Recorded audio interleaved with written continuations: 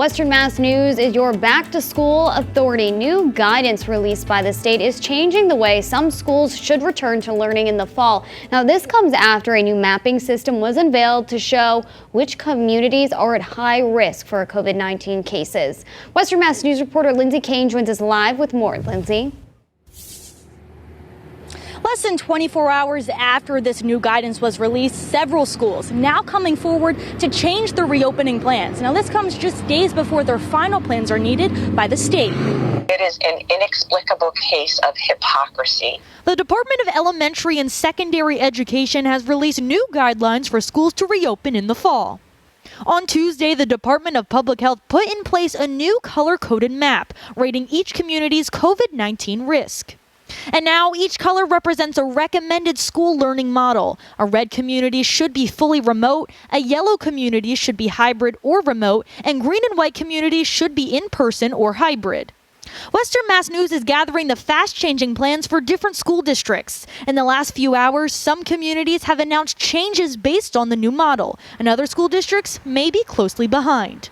But the president of the Massachusetts Teachers Association says the new model is hypocritical. The governor just yesterday said that your actions, no matter where you live, will determine how the virus spreads, but he refuses to acknowledge that returning to schools is one of those actions that will spread. Mary Najimy tells Western Mass News over the phone that the MTA feels all schools should start the school year fully remote. We all recognize there is no good option here, but the option that keeps everybody safe, that keeps their children and their own parents safe, is a virtual start. We're not going back to the spring model.